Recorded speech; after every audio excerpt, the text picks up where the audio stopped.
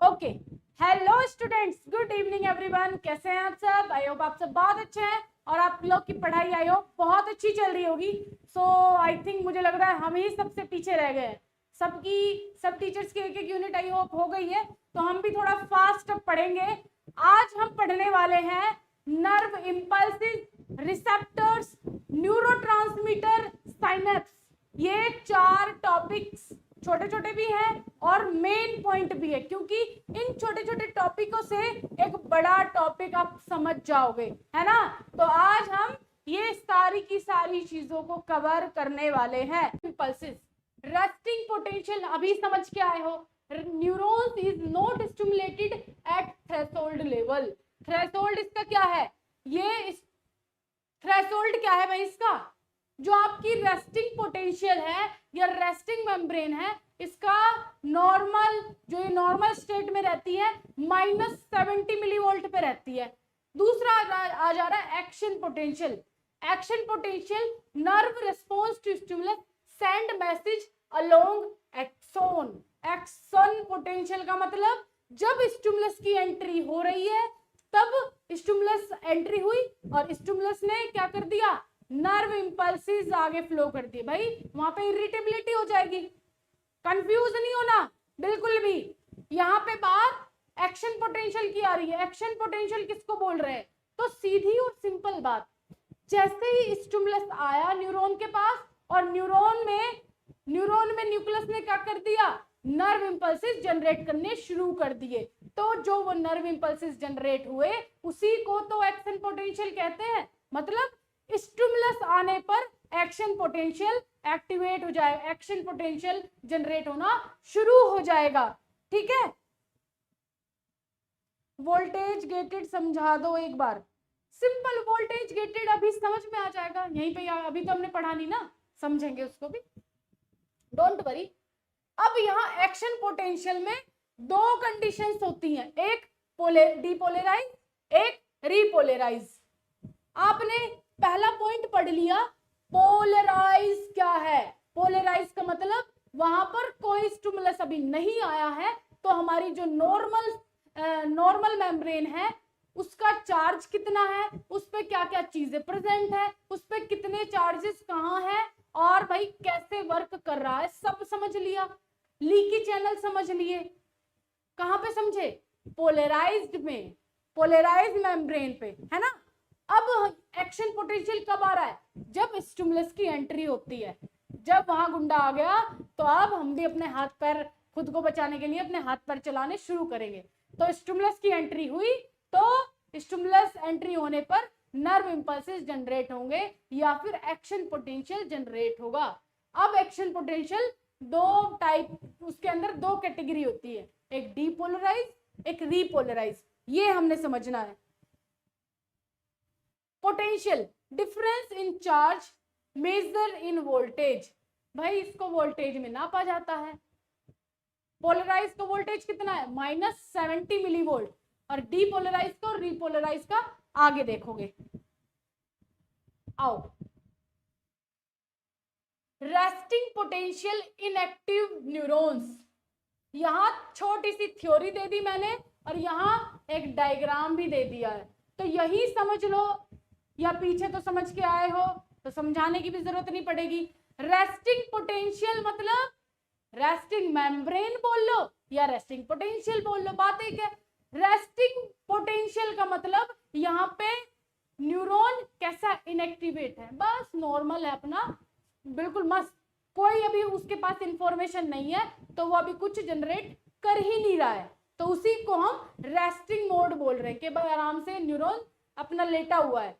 फिर जब उस पर स्टिमुलस आएगा तब वो सो उठ के, मतलब नींद से जगेगा, है ना। तो अभी वो सोया हुआ है रेस्टिंग स्टेट में, तो उसी को हम क्या बोल रहे हैं? अरे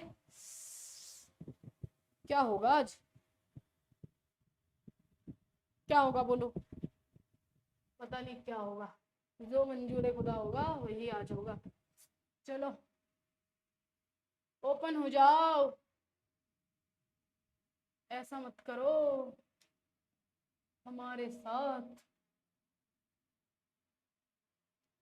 आज तो वैसे भी बहुत सारा पढ़ना है और ये ऐसे खेल करेगा।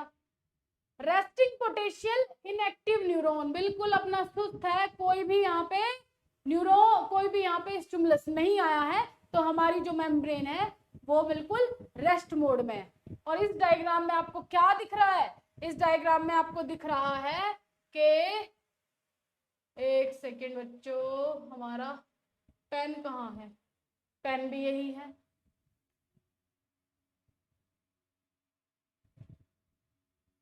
इतना इंतजार कराने का टाइम थोड़ी है। चलिए इस डायग्राम को समझो पहले। इस डायग्राम में क्या है? एक हमारी मेम्ब्रेन है और मेम्ब्रेन पे देखो चार्ज देख लो यहाँ पे। अरे आओ इधर, आज इसके साथ ज्यादा ही वर्कलोड हो गया बेचारे पे, इसलिए रेस्टिंग पोटेंशियल में कितना मिलीवोल्ट होना चाहिए? -70 मिलीवोल्ट होना चाहिए। और वहां क्या होता है? सेल के बाहर ये पोर्शन है आपका एक्स्ट्रा सेल्यूलर, ये वाला ECF मतलब सेल के बाहर वाला पोर्शन, और ये वाला पोर्शन कौन सा है? ICF मतलब सेल के अंदर वाला पोर्शन। सेल के अंदर कौन सा चार्ज है? नेगेटिव चार्ज है, यहाँ पोटेशियम की मात्रा ज्यादा है। सेल के बाहर पॉजिटिव चार्ज है, यहाँ पर सोडियम की मात्रा बहुत ज्यादा है। ठीक है, तो ये देखो यहाँ सोडियम बना के भी दिखाए हुए हैं। यहाँ सोडियम की कंसंट्रेशन ज्यादा है, यहाँ पोटेशियम की कंसंट्रेशन ज्यादा है। अब क्या होगा? अब यहाँ पर कुछ चैनल्स बना दिए गए हैं। यहाँ पर ये जो आपको दिख रहा है ये है ऑसिलोस्कोप, एक मीटर है जिसके थ्रू वोल्टेज नापा जा रहा है। तो यहाँ इसको बना लेना या मत बनाना, बात एक है। ये है आपके चैनल्स। इन चैनल से क्या हो रहा है? ये आपके लीकी चैनल्स है, 24 घंटे ओपन है। लीकी चैनल्स में से आयन 24 घंटे आना जाना इनका लगा रहेगा, सोडियम आते रहेंगे, पोटेशियम बाहर जाते रहेंगे। अब यहाँ इनको जिससे कि इक्विलिब्रियम कंडीशन ना बना ले, तो एक पंप मौजूद है यहाँ पे जिसे हम बोलते हैं सोडियम पोटेशियम पंप। इस पंप में एनर्जी की रिक्वायरमेंट होती है। ये देखो, ये एटीपी एडीपी में कन्वर्ट हो रहा है, एटीपी एडीपी में कन्वर्ट हो रहा है। बायोकेमिस्ट्री में आप लोग पढ़ ही रहे होंगे साइकिल्स में एनर्जी कैसे बन रही है, Krebs cycle, glycolysis cycle, I hope आप पढ़ रहे होंगे। तो उसमें एटीपी की फॉर्मेशन होती है। ATP means adenosine triphosphate. अब जब एनर्जी हम यूज कर लेते हैं तो उसमें से फॉस्फेट के मॉलिक्यूल्स कम हो जाते हैं। तो ये हो गया आपका, देखो इसको भी चलो यही मैं समझा दूं। एक एडीपी है, एक एटीपी है। एटीपी का मतलब एडिनोसिन ट्राइफॉस्फेट। यहाँ पे फॉस्फेट के तीन फॉस्फेट मौजूद है, इसीलिए इसको एडिनोसिन ट्राइफॉस्फेट बोल रहे हैं। तो एनर्जी हमारी एटीपी के फॉर्म में ही हमारी बॉडी के अंदर स्टोर रहती है। कहाँ पे? माइटोकॉन्ड्रिया के अंदर, है ना। तो यहाँ एटीपी के फॉर्म में स्टोर है। अब हमने अपनी एनर्जी यूज कर ली, तो एक एटीपी मतलब एक फॉस्फेट हमने यूज कर लिया, तो हमारे पास एडीपी आ जाएगा। जैसे ही हमने एनर्जी यूज करी एडीपी बन जाएगा तुरंत, एडिनोसिन डाइफॉस्फेट। डाई का मतलब 2 फॉस्फेट हमारे पास बच जाएंगे। यहाँ तो हमारे पास 3 फॉस्फेट थे, एक हमने खर्च कर दिया तो हमारे पास 2 फॉस्फेट बच गए। ठीक है, तो इसको ज्यादा डीप मुझे समझाना नहीं था वैसे। चलो बात आ गई। फिर यही अपने सोडियम पोटेशियम पंप में एनर्जी की रिक्वायरमेंट है। 3 सोडियम को बाहर भेज रहे हैं, 2 सोडियम को अंदर भेज रहे हैं। ठीक है, तो ये आपकी रेस्टिंग पोटेंशियल हो गई। ओके जी, ओके, आओ आगे। बात सारी वही लिखी हुई है। अरे क्या ड्रामा है, क्यों कर रहे हो भाई ऐसे? ना करो, बच्चों के भविष्य से ना खेलो, और इसको तो खेलना ही है।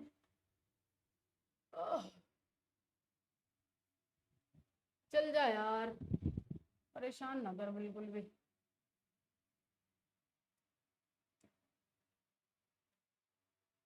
रेस्टिंग पोटेंशियल समझ में आ गया सभी को? कोई बच्चा ऐसा तो नहीं जिसे रेस्टिंग पोटेंशियल ना समझ में आ रहा हो? और अपनी बुक उठा लो, अपनी ये बुक उठा लो, जिस बच्चे के पास ये बुक गई है वहां पे आपको यहाँ दिखा देते हैं, बच्चे बोलते हैं कि मैच नहीं हो रहा। नर्सरी के बच्चे हो कि यहाँ जो लाइन लिख दी तो वो लाइन यहाँ लिखी रहेगी, है ना? नर्सरी के बच्चे हो, ऐसी चीज बताएंगे आपको। यहाँ देख लो, खोल लो अपने पेजेस, बुक उठा के बैठो और सारी चीजें मैं अभी डिट्टो आपको बता दूं। बुक पढ़ना सीखो। ये बुक आपको दी क्यों जा रही है कि भाई जो लाइन में डिट्टो चल रहा है, एक अगर मैंने वर्ड वहां लिख रखा है तो इस बुक में भी एक वर्ड वही होना चाहिए। ऐसा होगा क्या? कभी भी ऐसा नहीं होता है। हमने ये आपको टॉपिक समझा दिया, अब वो टॉपिक आपको यहाँ से सेल्फ पढ़ना है, क्योंकि इसमें और भाई बहुत सारी चीजें हमसे छूट भी सकती है, लेकिन बुक में तो नहीं छूट सकती। आप यहाँ से काफी सारे पॉइंट भी कवर कर सकते हैं। तो उठाओ अपनी बुक और उसमें उठा लो, ये पेज नंबर कौन सा है भाई? पेज नंबर 10, पेज नंबर 10 उठा लो और उसमें लिखा है action potential, polarise phase, depolarise, repolarise, हाँ हाइपर पोलराइज, सब लिखा हुआ है, ग्राफ भी बना हुआ है ना? तो आप ये नहीं बोल सकते कि मैम लिखा नहीं है, ये नहीं है, वो नहीं है। टाइप ऑफ आयंस जहां हम चल रहे हैं, आयंस चैनल्स सब देख लो यहीं पे आपकी नजरों के सामने। Resting potential, action potential, resting potential, action potential, सारी चीजें दी हुई है।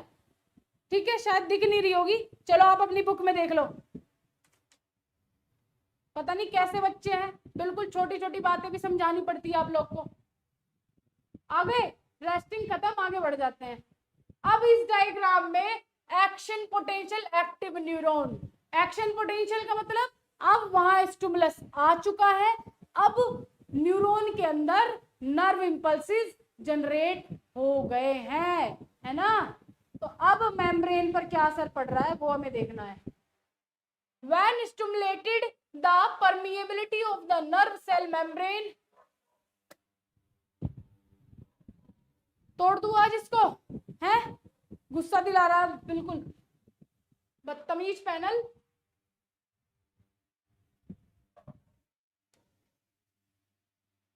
चलो, ऐसे बदतमीजी क्यों कर रहे हो भाई? क्यों नहीं चल पा रहे हो सीधा सीधा?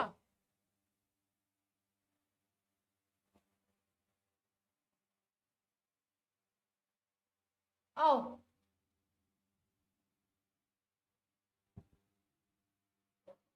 when stimulated, the permeability of the nerve cell membrane to these ion changes. Initially, sodium flood into the neurons from the extracellular fluid, and when stimulated, reach to minus 55 millivolt threshold level. So voltage gated channel open, which cause depolarize, creating a nerve impulses or action potential. तो यहाँ बोला गया है कि जैसे ही stimulus entry करेगा तो sodium क्या करेंगे?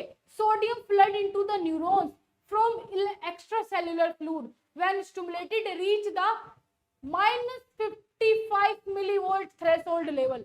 तो यहाँ एक लेवल हमने सेट करा था कि जो रेस्टिंग मेम्ब्रेन है वो -75 मिलीवोल्ट पर है।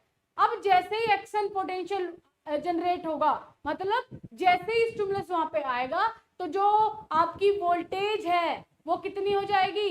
-55 से स्टार्ट हो जो वोल्टेज है -55 मिलीवोल्ट पर आएगी और वहां पर नर्व इंपल्सेस जनरेट होना शुरू हो जाएंगे, एक्शन पोटेंशियल जनरेट होना शुरू हो जाएंगे। समझ में आ रही है बात? और यहाँ वोल्टेज गेटेड चैनल ओपन विच कोज डीपोलराइज। जो voltage gated channel resting membrane पर बंद थे, क्लोज थे, डीपोलराइज पर ओपन हो जाएंगे। कौन से चैनल? सोडियम चैनल ओपन हो जाएंगे। देखो यहाँ ये डीपोलराइज वाला पोर्शन बताया गया है। इसमें जो आपके इसके अंदर जो आपके वोल्टेज गेटेड चैनल है उनमें जो सोडियम वाले चैनल्स हैं वो ओपन हो जाएंगे, लेकिन वो जो पोटेशियम वाले चैनल्स हैं वो अभी भी बंद रहेंगे। डीपोलराइज्ड, डीपोलराइज का मतलब स्टिमुलस की एंट्री हो गई है। तो तो यहाँ हम अपना सेल बना ले, तो ये हमारी सेल मेम्ब्रेन, ठीक है। ये पोर्शन, ये वाला पोर्शन कौन सा है, ये वाला पोर्शन है आपका एक्स्ट्रा सेल्यूलर फ्लूइड, ये वाला पोर्शन भी एक्स्ट्रा सेल्यूलर फ्लूइड, और ये वाला पोर्शन ICF मतलब इंट्रा सेल्यूलर फ्लूइड, है ना। ये बात हो गई, ठीक है जी भैया, यही बात है। अब समझो यहाँ पे स्टिमुलस आया, एंट्री कर चुका है स्टिमुलस, हम स्टिमुलस को बना ले रहे हैं। यहाँ एंट्री हमारी स्टिमुलस की हो चुकी है।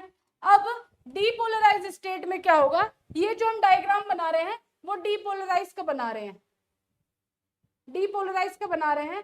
तो यहाँ स्टिमुलस के एंट्री होने के कारण जो चार्जेस थे, भाई सेल के बाहर तो पॉजिटिव चार्ज थे, है ना, सेल के बाहर पॉजिटिवली चार्ज थे, लेकिन सेल के अंदर नेगेटिव चार्ज थे रेस्टिंग पोटेंशियल में।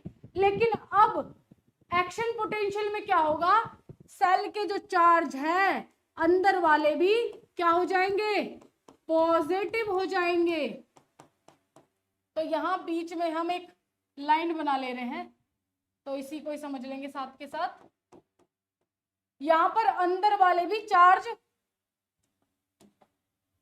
पॉजिटिव हो गए। कैसे हुए समझो, जो यहाँ वोल्टेज गेटेड चैनल्स थे, तो एक एक चैनल ही बना लूं, 4-5 आप बाद में बना लेना, ठीक है। ये सोडियम का चैनल है, ये पोटेशियम का चैनल है, और ये दोनों के दोनों बंद थे, ये दोनों के दोनों बंद थे। लेकिन डीपोलराइज में ये चैनल ओपन हो जाएगा, ये वोल्टेज गेटेड चैनल ओपन हो जाएगा, और इससे सोडियम का इनफ्लक्स होना शुरू हो जाएगा। तो इनफ्लक्स ऑफ सोडियम स्टार्ट हो जाएगा। और यहाँ आपके लीकी चैनल्स तो चल ही रहे थे, ये लीकी चैनल्स तो चल ही रहे हैं, है ना। ये पोटेशियम के हो गए, ये सोडियम के हो गए। तो सोडियम बराबर इनसे भी आता जा रहा है और पोटेशियम बराबर बाहर जाता जा रहा है। लेकिन यहाँ क्या हुआ, यहाँ पर एक extra voltage gated channel open हो गया, और जो हमारा सोडियम पोटेशियम पंप था वो स्टिमुलस के आने के कारण स्टिमुलस उसको कर देता है धमका धमका के बंद। तो यहाँ सोडियम पोटेशियम पंप क्लोज हो जाता है। अब इससे भी सोडियम का आना हो रहा है, इससे भी सोडियम का आना हो रहा है, तो सोडियम ज्यादा होने के कारण ये इंट्रासेल्युलर फ्लूइड को भी पॉजिटिव चार्ज बना देता है, उसको भी पॉजिटिव कर देता है। तो जो वोल्टेज है वो हमारा पहुंच जाता है +30 मिली वोल्ट। तो डीपोलराइज स्टेट +30 से 40 मिली वोल्ट पर पहुंच जाती है। कोई दिक्कत, बोलो जल्दी, कोई दिक्कत हो किसी को, ना समझ में आ रहा हो।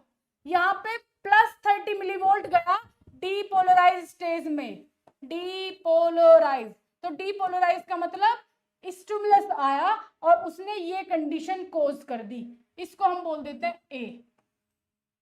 अब ये जो सेक्शन बी हमने बनाया है, ये बनाया है रीपोलराइज स्टेट के लिए। तो यहां लिख दो, ये क्या है, डीपोलराइज्ड, और ये कंडीशन क्या है, ये कंडीशन है रीपोलराइज्ड, ठीक है। रीपोलराइज में अब क्या होगा, ए में चार्जेस सारे पॉजिटिव है, अब ये शिफ्ट होंगे, आगे की तरफ बढ़ेंगे। आगे की तरफ क्यों बढ़ेंगे, अगर आपने न्यूरॉन का डायग्राम पढ़ा है तो उसमें एक माइलिन शीट बनी हुई है, बीच बीच में गैप लगा लगा के, या चाहे ना भी बनी हुई हो तो क्या होता है, कहाँ बनाऊं, यहां बना दूं। तो यहां हमारा एक न्यूरॉन है, ये हमारा न्यूरॉन है, और इस न्यूरॉन पे माइलिन शीट बनी है या चाहे ना बनी हो, कोई दिक्कत वाली बात नहीं है। तो माइलिन शीट चलो हमने बना ली, फिर भी तो जो हमारी नर्व इंपल्सेस जनरेट हो रही है, जो हमारी यहां से नर्व इंपल्सेस जनरेट हुई स्टिमुलस के कारण, स्टिमुलस कहाँ है, ये है, एंट्री करी इसने, इनने नर्व इंपल्सेस रिलीज कर दिए। अब एक पोर्शन में, इतने पोर्शन में भाई पहले ये क्या था, ये रेस्टिंग मेम्ब्रेन थी, ये रेस्टिंग मेम्ब्रेन थी। अब स्टिमुलस के आने के कारण रेस्टिंग मेम्ब्रेन कैसी कन्वर्ट हो गई, ये कन्वर्ट हो गई डीपोलराइज में। स्पेलिंग गलत है क्या, अब इतना फास्ट काम करोगे, मिटा दोगे सब कुछ, डीपोलराइज बन जाएगी। डीपोलराइज में कितना मिलीवोल्ट होता है, प्लस के 30 मिलीवोल्ट, है ना। अब ये वाला इतने हिस्से की बात हो रही है, सिर्फ अभी सिर्फ इतने पोर्शन की, ये वाला पोर्शन डीपोलराइज हो चुका है। अब ये ए पोर्शन मान लिया, ये बी पोर्शन मान लिया, ये सी पोर्शन मान लिया, तो ए पोर्शन आगे जंप होगा, आगे ये चार्जेस फॉरवर्ड करेगा, तो यहां पे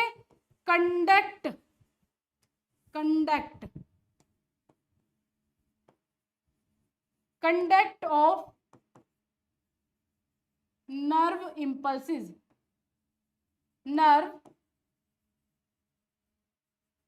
conduct of nerve impulses, nerve impulses आगे की तरफ कंडक्ट होंगे, मतलब आगे की तरफ बढ़ेंगे, ए से बी की तरफ। चलो इस कंडीशन को इनने डीपोलराइज कर दिया है, ओके।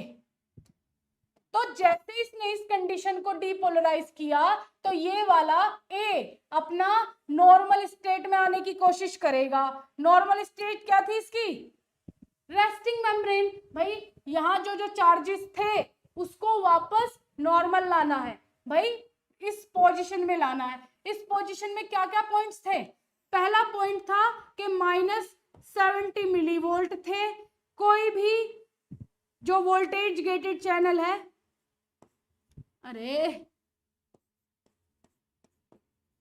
वोल्टेज गेटेड चैनल्स वो सारे के सारे बंद थे, है ना। और क्या हो रहा था, सोडियम पोटेशियम पंप चला हुआ था, सोडियम पोटेशियम पंप ओपन था। तो ये सारी नॉर्मल स्टेट में लाना है। डीपोलराइज में क्या कंडीशन हो रही थी, डीपोलराइज में ये पोटेशियम पंप बंद कर दिया गया, वोल्टेज गेटेड चैनल में सोडियम का ओपन हो गया, और जो मिलीवोल्ट था वो 30 मिलीवोल्ट पे पहुंच गया। तो ये सारी कंडीशन डीपोलराइज में थी। अब ये आगे की तरफ नर्व इंपल्सेस कंडक्ट कर दी गई, तो ये वाला पोर्शन वापस बैक आएगा अपनी नॉर्मल स्टेट में। तो ये नॉर्मल स्टेट में जब आ रहा होता है तो यहां कॉज होता है रीपोलराइजेशन। क्या होता है, वापस क्या होगा, रीपोलराइजेशन होगा बेटा जी। रीपोलराइजेशन में क्या क्या कंडीशन आ रही है, रीपोलराइजेशन में कंडीशन आ रही है जो चार्ज है आपका, वो चार्ज वापस घट रहा है, वापस नॉर्मल स्टेट में आ रहा है। तो जब नॉर्मल स्टेट में आ रहा है तो ये नॉर्मल स्टेट में आते वक्त रीपोलराइजेशन में क्या होगा, जो वोल्टेज गेटेड चैनल पोटेशियम का बंद था वो ओपन हो जाता है। कौन सा, वो ओपन हो जाता है। यहाँ ये हो गया आपका डीपोलराइजेशन, ये पोलराइजेशन, और यहां पर रीपोलराइजेशन। रीपोलराइजेशन में जो आपका वोल्टेज होता है वो होता है -90, कितना, -90 मिलीवोल्ट। और जो वोल्टेज गेटेड चैनल है उनमें से सोडियम वाला खुल जाता है, और जो सोडियम पोटेशियम पंप है वो ओपन रहता है। तो यहाँ सोडियम पोटेशियम पंप ओपन हो जाएगा। तो रीपोलराइजेशन कंडीशन में क्या हो रहा है, ये 3 कंडीशन फॉलो कर रही है। लेकिन जो एक्चुअल जो ओरिजिनल स्टेट थी अभी भी रीपोलराइजेशन में नहीं आई। इसमें ओरिजिनल स्टेट में क्या क्या था, ओरिजिनल स्टेट में सोडियम पोटेशियम पंप खुला हुआ था, वोल्टेज गेटेड चैनल एक भी नहीं खुल रहा था, और जो टेम्परेचर था, जो वोल्टेज था वो -70 मिलीवोल्ट था। और ये ओरिजिनल स्टेट रेस्टिंग पोटेंशियल की बात हो रही है, लेकिन ये अभी रेस्टिंग पोटेंशियल रिपोलराइजेशन अभी प्रॉपरली रेस्टिंग पोटेंशियल अरे रेस्टिंग मेम्ब्रेन में नहीं है। ये कैसी मेम्ब्रेन में है? अभी यहाँ कुछ ये टेम्परेरी टाइम के लिए रहता है। जैसे ये -90 मिलीवोल्ट पे जाता है तो ये पोटेशियम चैनल जो वोल्टेज गेटेड चैनल है वो क्लोज हो जाता है, और जब क्लोज हो जाता है उसके बाद ये -30 millivolt normal sodium potassium pump खुले रहेंगे, और जो आपका पोटेशियम है वोल्टेज गेटेड चैनल दोनों बंद रहेंगे, ये भी क्लोज रहेंगे। तो यहां वापस अपनी नॉर्मल स्टेट में आ जाएगा।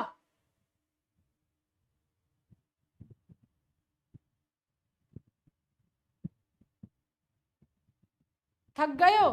अब कल है पहले पोलराइजेशन, डीपोलराइजेशन, रिपोलराइजेशन समझ लो अच्छे से, उसके बाद क्लास एंड करेंगे। समझ में आया कि नहीं आया?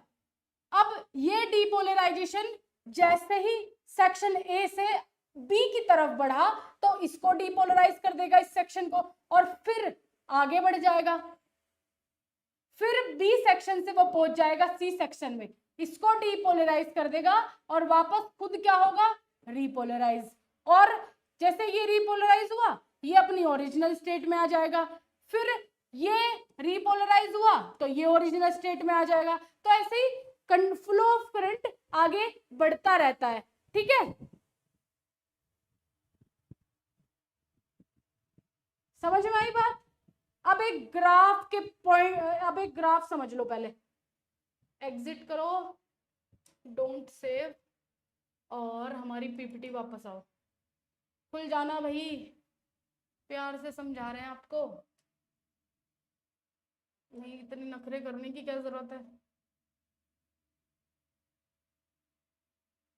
ओके, ये है आपका डायग्रामेटिक फ्लो, फ्लो चार्ट के थ्रू समझो उसको। यहाँ पे हमारी रेस्टिंग पोटेंशियल कितने टाइम कितने मिलीवोल्ट पे है? -70 पे। तो यहाँ कोई स्टिमुलस की अभी एंट्री नहीं हुई।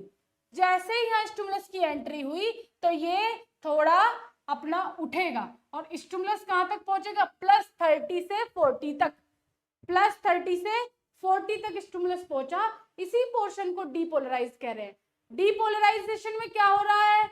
वोल्टेज गेटेड चैनल सोडियम का ओपन हो जा रहा है, पोटेशियम सोडियम पोटेशियम पंप बंद हो जा रहा है, और लीकी चैनल्स तो चल ही रहे हैं। दो मेन काम डीपोलराइजेशन में हो रहे हैं। लिख दो ये, पता नहीं बैक ना हो जाए फिर से, प्लीज बैक नहीं होना, बैक नहीं होना, ये समझाने दो। हाय, कर्म ही खराब है हमारे, तो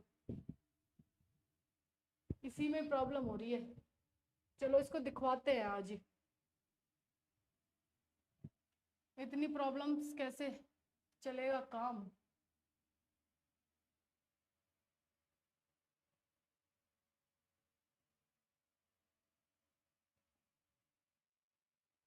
आ जाओ, ठीक है। तो बात क्या है यहाँ पे? स्टिमुलस की एंट्री हो चुकी है। जैसे स्टिमुलस की एंट्री हुई तो यहाँ डीपोलराइजेशन स्टार्ट। डीपोलराइजेशन में जो वोल्टेज गेटेड चैनल है वहां से आपका पोटेशियम आ जाएगा। अरे नौटंकी बिल्कुल ही हद कर रहे हैं। हटो, हम यहाँ से पढ़ाते ही नहीं, आप देख लेना, उसमें चार्ट बना ले रहे हैं हम खुद का ही, दिमाग खराब कर दिया। आधा घंटा तो यही वेस्ट कर देगा यहाँ, इतना टाइम थोड़ी होता है। यहाँ एक ग्राफ प्लॉट कर रहे हैं हम लोग, ये लीजिए, कर दिया। यहाँ हमने, चलो मान लो ये हमारी रेस्टिंग मेम्ब्रेन -70 मिलीवोल्ट, आगे पहुंच गए हम, कितना कर दें? प्लस के कितना कर दूं? 60, 50, 40, 30, ठीक है। और ये नीचे की तरफ आ जाए तो यहाँ पे 90 मिलीवोल्ट हो गया, ठीक है। अब समझो ध्यान से बिल्कुल, यहां नॉर्मल स्टेट में क्या है, रेस्टिंग पोटेंशियल है ना, आपकी नॉर्मल स्टेट में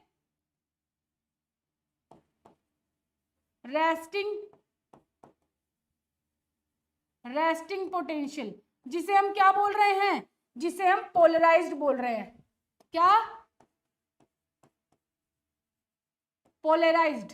इसमें क्या क्या क्राइटेरिया होना चाहिए, इसमें क्राइटेरिया होना चाहिए -70 मिलीवोल्ट आपका वोल्टेज होना चाहिए, सारे वोल्टेज गेटेड चैनल्स ओपन नहीं होने चाहिए, मतलब वोल्टेज गेटेड चैनल क्लोज्ड।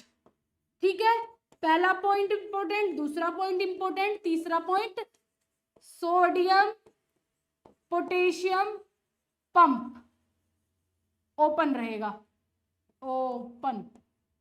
ठीक है, तो ये क्राइटेरिया है आपका resting potential resting potential membrane का या फिर पोलराइज का। अब जैसे यहां पे स्टिमुलस आया, ये क्या है, स्टिमुलस की एंट्री हुई, जैसे स्टिमुलस की एंट्री हुई तो यहां कंडीशन कौन सी कॉज हो जाएगी, डीपोलराइज की, ये अपना डीपोलराइज हो जाएगा, डीपोलराइज।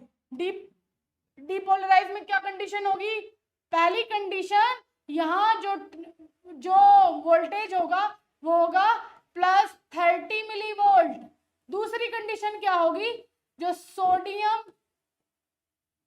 पोटेशियम पंप है वो क्लोज होगा। ठीक है, और जो तीसरी कंडीशन है, वोल्टेज गेटेड चैनल्स में से जो सोडियम के चैनल्स हैं, सोडियम चैनल्स ओपन हो जाएंगे। ठीक है, डीपोलराइज कंडीशन में, तो ये हो गया हमारा डीपोलराइज। अब डीपोलराइज आगे भाई खुद को दूसरे पार्ट को डीपोलराइज करेगा, ये वापस अब नॉर्मल स्टेट में आएगा। जो डीपोलराइज हुआ है वो नॉर्मल स्टेट में आएगा, तो उस स्टेट को हम क्या बोल रहे हैं, रीपोलराइज। ये वापस नॉर्मल स्टेट में आएगा। तो यहां ये थोड़ा सा ज्यादा, जो वोल्ट था -70 मिली वोल्ट था, लेकिन ये थोड़ा नीचे की तरफ ज्यादा बाइंड हो जाता है, इसी को हम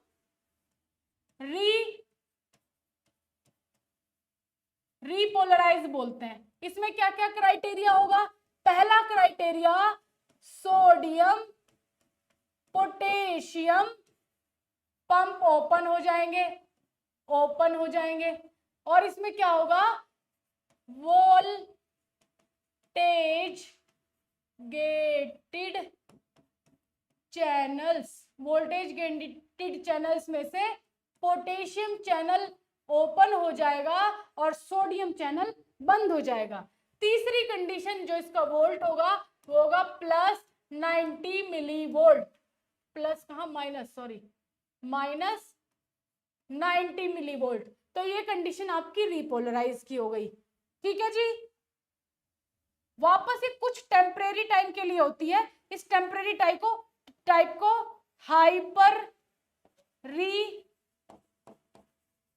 हाइपर रीपोलराइज बोलते हैं। और कुछ टाइम बाद जैसे ये -90 मिलीवोल्ट पे पहुंची, 90 मिलीवोल्ट के तुरंत पहुंचते ही ये पोटेशियम चैनल जो वोल्टेज गेटेड चैनल है ये क्लोज हो जाएगा और अपनी नॉर्मल स्टेट में आ जाएगा वापस। तो यही फिर से रेस्टिंग मेम्ब्रेन चालू हो जाएगी। देख लो जी, यहाँ पे आपकी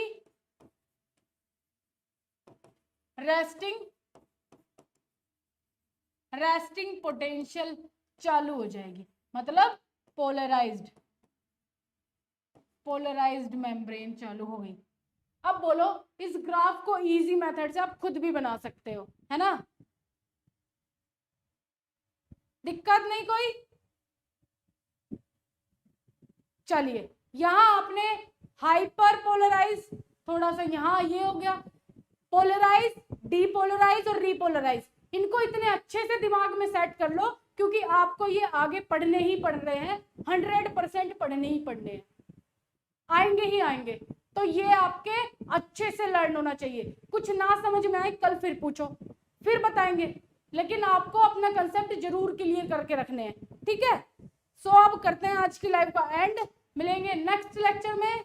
सो तब तक के लिए टेक केयर, बाय बाय। सो चैंपियंस, अगर जो आप लोग भी इसी प्रकार का कंप्लीट कंटेंट बबीता मैम के साथ में और सभी सब्जेक्ट का पढ़ना चाहते हैं तो आप प्ले स्टोर से बीएसवी फार्मेसी मोबाइल एप्लीकेशन को डाउनलोड जरूर करें। वहाँ पर आप लोगों को कंप्यूटराइज नोट्स के पीडीएफ, हैंड रिटन नोट्स के PDF, model paper, important question, weekly test, monthly test, महा marathon classes, one shot video lectures, live classes, home delivery notes, practical, सब कुछ आप लोगों को प्रोवाइड कराया जाता है। तो जस्ट जाइए बीएसवी फार्मेसी ऐप डाउनलोड कीजिए। ज़्यादा जानकारी के लिए दिए गए हेल्पलाइन नंबर पर कॉन्टैक्ट कर लीजिए। All the very best.